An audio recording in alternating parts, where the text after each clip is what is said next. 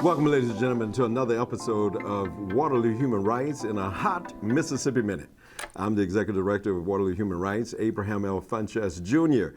And again, we have an opportunity to come to you and just talk to you about a few things of human rights significance right here in the Cedar Valley, specifically the city of Waterloo.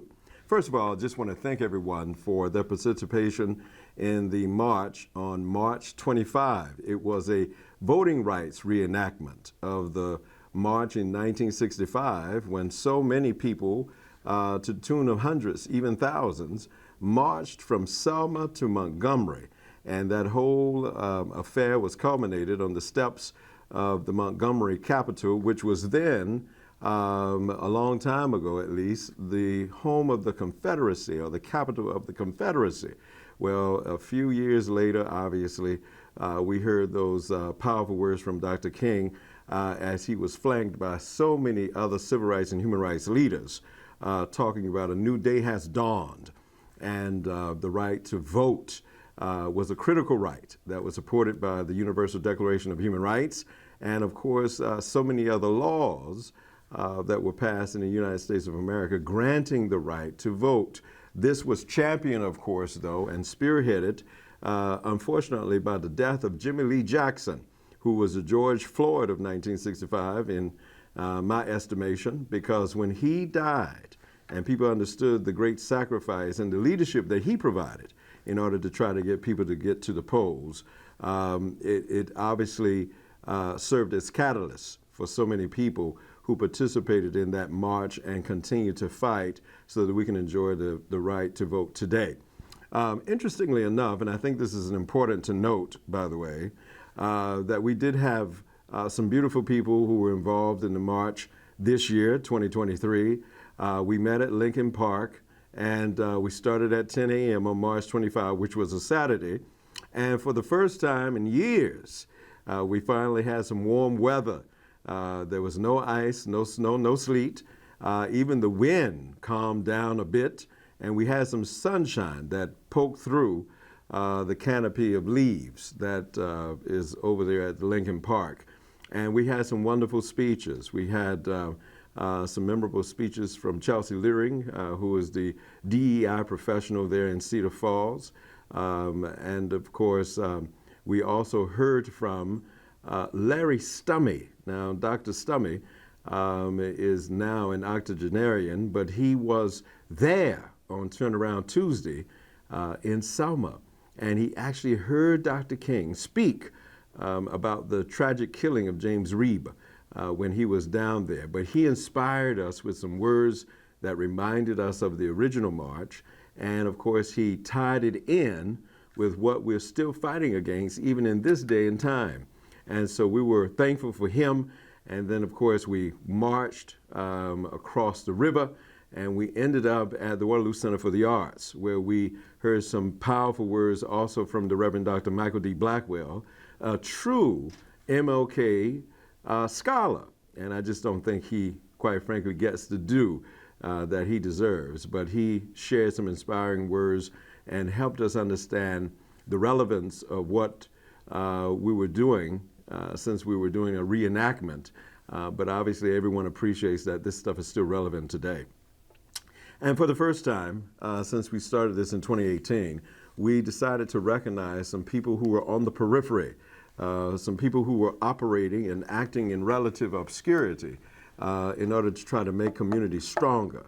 And we want to thank Dennis Moore and Ernest Owens for coming out and being present to receive their plaque of appreciation and recognition, because these men have been, as I said, operating in relative obscurity, giving back to community, just making community stronger.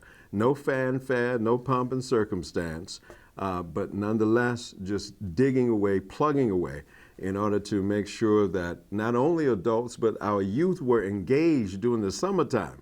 And quite frankly, they're still working at it. And so we appreciate everyone, once again, for showing up for the Voting Rights March reenactment that took place on March 25, right here in the city of Waterloo. We appreciate all of the participation for those who came out. And now we're just asking you to brace yourselves for our March on Washington reenactment, which will be sometimes in August, where we will march from Lincoln Park and then, of course, go north towards Sullivan Park, where we will dovetail right into the Take Back Your Community event championed by Mike Robinson. So please be aware that we are coming back to you again. So one of the reasons for this particular Hot Mississippi Minute was, of course, to just remind you, about the right to vote and to thank you for your participation in the March 25 reenactment. But we also want to talk to you about the Waterloo Safe Neighborhood Coalition. This was a coalition, or a commission rather, that was formed created by our Mayor Hart, in response to a City Council resolution establishing a task force on gun violence. Now, why is this so relevant? Well, everybody knows that gun violence has erupted all across this nation. We just witnessed another mass shooting of 5 in Louisville, Kentucky. And, it seems to me that instead of prayer and powerful thoughts and well wishes, we want to begin to enact some policy to bring about some changes that would have a little more teeth to perhaps stop people from getting access to all these guns, especially automatic rifles that should be relegated to the outskirts of city life, as opposed to being toted around within city limits that could take several people out in one swoosh. And so we're asking you all, first of all, to be aware of the Waterloo Safe Neighborhood Coalition, the commission, and we want you to be apprised of the fact that there's a survey that we need you all to participate in so that we can gather your thoughts. Again, we've been talking about the right to vote, where this is another opportunity to hear directly from you, the citizen, the resident, on what your feelings are on the issue of gun violence and how do we go about doing something about it. Here in the United States of America, I think we've had 146 mass shootings since the beginning of the year. 146. And of course, that's 146 way too many. And so we're asking that you apprise yourself of learning how to participate in that survey. You can access it online, and I think you can even get access to paper copies so that this can be turned back into the city. Jonathan Grider, councilperson, is the chair for this Waterloo Safe Neighborhood Coalition right now. Yours truly is a part of this commission, and so you can also get any paper copies to us, and we'll make sure it gets turned in too, because we want your vote to matter. And so once again, we're just trying to apprise you of some critical human rights work that's happening here within the local context, which can, of course, go viral because of all the technology we have today. So anyway, this is Abraham Funches. I'm signing off, but this is, once again, Waterloo Human Rights in a hot Mississippi Minute. Thank you.